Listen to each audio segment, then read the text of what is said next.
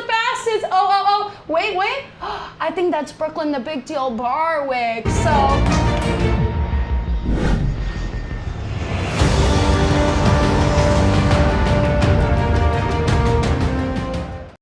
All right, we're back here at the Cops and Kids Boxing Gym at Flatbush Gardens. And who are we with other than Brooklyn Barwick, who is now 7-1 in the professional rankings. So Brooklyn, we last saw you a few weeks ago. You got a win. I got a knockout. Talk to us about that. It was my revenge fight. So basically, I got robbed for my last title fight and I got my first loss. And that really made me go into a Lindsay Lohan spiral moment because I was on the highest of the highs and now boom, I'm at the lowest of the lows. So the whole training camp, I was just building my confidence, building my skill value, and becoming a dog. I already knew I could take a punch, I already knew I could throw a punch, but now it's the mind over matter at this point is what both of the Sosa brothers were drilling into my brain. So when we got to South Carolina, obviously I'm in my skirt, I'm being like very sweet to everybody, but then I see my opponent. My opponent was being so rude, and I have not seen that since like the influencer leagues. So killed her with kindness, shook her hand, and I was like, oh, it's wartime. This is easy work. Because I could just feel it in my like whole body that the fire was just going up. When I got into the ring, first off, my favorite song was playing. I love that. And I had everybody from New York City Cops and Kids behind me. I even had Lorenzo, who is an amateur out here. Like, everybody was there. And I had people fly out. Like, the crowd was great. I step in, and I'm like, all right, cool. I see her. I see what I'm working with, and I'm like, there is no way that I'm ever going to have my hand not raised ever again. So I just heard Sosa, both of them actually. I mostly heard Jimmy's brother, I'm not gonna lie, and I just hear 3s and 4s, body, head, and the entire time you can just see in the video, I'm actually just like, literally automatic. When he's like, go over, boom, over. It was the most synchronized boxing trip I've ever had, but the one person I was missing was my knight in shining armor, Nisa Rodriguez. Even though she had her own things, that was the only thing I felt like I was missing fight week, but otherwise it was a great fight week. So let's go back to your last fight prior to this one where you had your hand raised. It was Santo Domingo. You went to Santo Domingo and you were vying for the NBA title, and things didn't go your way. How did you then move forward from that, even though you knew that you won the fight?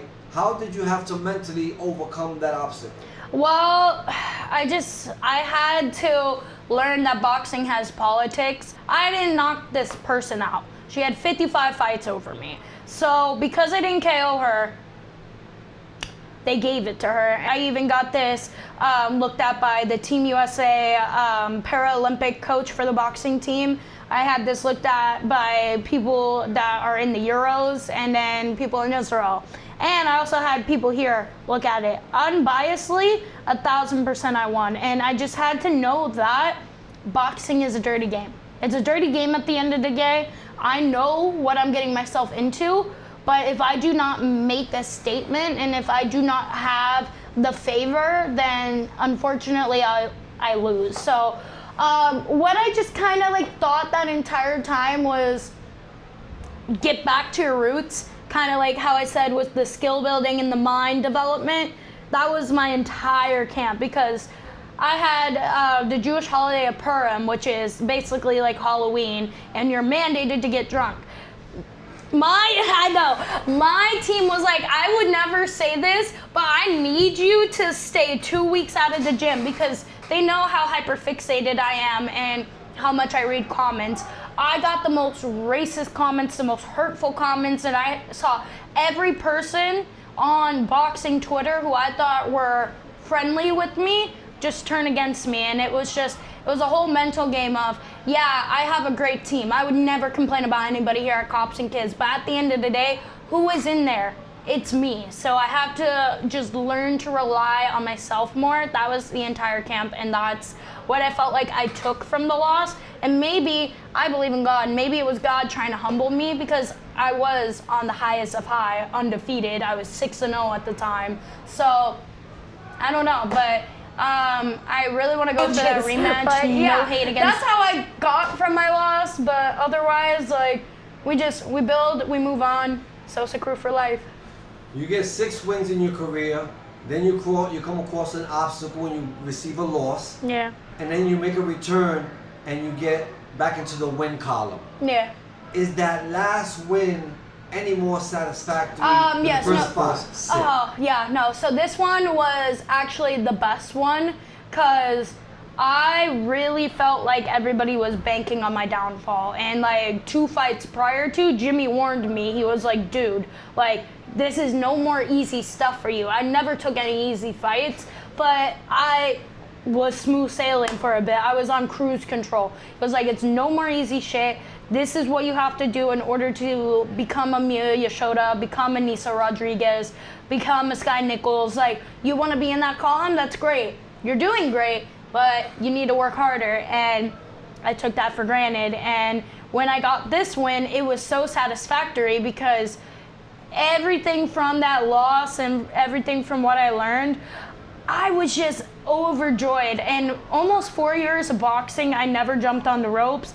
I ran. And yeah, that's technically showboating, but I just say, Am Yisrael, let's effing go. I was so happy, because it really just taught me that anything could happen in an instant. Things can switch. And I honestly think, just from like all the relationship trauma I have, all the social media drama, and just now becoming a public figure because I'm no longer an influencer, that out of everything was my Christy Martin story. So yeah, it was really good to have that one. Transitioning into being an Orthodox Jew, I'm converting. How does that, if at all, affect your training, your fight dates, your fight nights, weekends? So I have the Jewish Sabbath, and that is 25 hours where I cannot work, I cannot cook, and I cannot use electricity. It's basically just regrounding yourself every week. God made, the concept is God made the world in 6 days and rested on the 7th. So the way that it affects my training camp and just like the way that we operate under like Big Deal and Team Brooklyn is, if I'm on Fridays like working out, it has to be in the morning. I cannot work out on Saturdays, and I cannot work out on Friday nights. And I also cannot compete Fridays or Saturdays. So unless it's like Saturday where like the sunset, like there's a thing where you can time the sunset, and once it's like night, then boom, you can walk out. That's what we did for our last like few promotions. And it's honestly so great. I'm not fully a Jew yet. I am Israeli. I have gotten out of the American rankings, and now I am a fighter under the Israeli Athletic Commission, and that is something I'm very happy about. But it has really changed my mind. It's really changed like my wardrobe. I wear skirts. And it's really just changed me as a person, because when I told Jimmy and Nisa that I wanted to do this last summer, they fully supported me. And I do not have family out here. I have my synagogue, I have my rabbis, I have my people at Cops and Kids.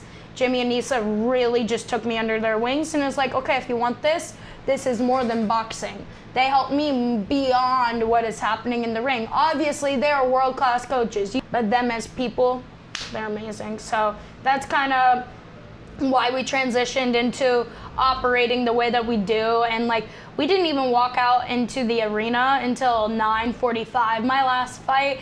And like, yeah, I feel bad, but like, then there's me in the background just with my little rave music and like putting on Love Sosa. So it was just a vibe, and I love it. And otherwise, like my diet, I'm just eating kosher, which is cleaner. So yeah. Brooklyn, looking at your life today, 5 years ago, did you think it would be this? Oh no, I wouldn't even think I would have been a boxer. I would have been like so scared to get hit. would have been like, ew, like what? Why are you willingly putting yourself in these situations? No, I wouldn't. And so what changed? Why did you put yourself in these situations? So KSI and Jake Paul's influencer promoter went up to me while I was homesick in LA and told me about Influencer Fight League, and then like I did it for a one-off for money, but I actually ended up liking it. So then there was Barstool Sports, Misfits Boxing, CFN. Like I just started traveling. I started doing everything. And then when I decided to go pro is when everybody was cyberbullying me in New York, and I hated it. My amateur team was like so anti-Semitic. They were not like Jimmy and Nisa and like his brother, like where they're actually supportive. So I was like, okay, you know what? I'm going to take the risk, and I'm going to be the first influencer to ever make the pioneer into being a professional boxer. And so I did that. I went to Top Rank for my first fight, like my first fight camp, and then I met a bunch of people, came back to New York because I felt like stabilized, and then that's when I connected with Sosa Crew, and then I just went, boop, skyrocket. I wouldn't have thought 5 years ago I would have been a boxer. I wrestled in high school, but like, I don't know. I feel like it has taught a lot about my mental and my physical and what I can and cannot do, because it's mind over matter all the time. You can always doubt yourself. I know I doubt myself sometimes. So being in the ring, it really is relying on yourself. It's really pushing through it. So I learned a lot just by being in here for 3 years. So what's next for Brooklyn Barwick? I believe I'm going to do my NBA rematch, or I'm going to be going to the South again, because I really liked South Carolina, and like the promotion was actually great. Everybody there, they were like, oh, thank you so much for waiting. Like, we're so sorry we almost put you on Shabbos. I was like, whoa, no, thank you. They're very accommodating to me. So I think I'm gonna do a loop around them, or probably somewhere else. I know for a fact, and I hate to say this, I need a break. I know for a fact 1 month in the summer I will be in the Middle East. Let me be. I have been going hard for 1.5 years. I have begged for this, literally, to Keith, to Jimmy, to everybody. I have begged for this for 6 months, so I'm taking a vacation, and we're doing something in September. That's it. Talk to your boxing fans, talk to your supporters, talk to your haters. Thank you so much for supporting me and everybody here at New York City Cops and Kids. It actually means the world to me. If you know me as a person, Big Deal is somewhat of a character. It's an exaggeration of what I want to be. But me as Brooklyn Barwick, I really thank you guys for supporting me. To my haters, who's the most supported boxer in all 5 boroughs? Who's the most sponsored? Who's the one that climbed the ranks the fastest? Wait. I think that's Brooklyn the Big Deal Barwick. So I thank everybody for even putting my name in their mouth. Even the stupid ass freaking matchmakers that are trying to get me to go and do all these random ass side quests. Like, bro, thank you. Your hate fuels me, and it's just making my career a bigger deal. So thank you so much. And then I also want to thank New York City Cops and Kids, Pat Russo, the Sosa brothers, Nisa Rodriguez, every single person here, even Jose, he comes in the summers. Like, every single person here, you have literally shaped me into a better human, and I absolutely love you for that. And I cannot wait to become a bigger deal than I already am. Thank you, Sullivan Management. Thank you, Normal. I'm probably missing a lot of people, but if you are on my team and you support me, I love you. Mwah. We love you. We appreciate your time. Brooklyn Barwick.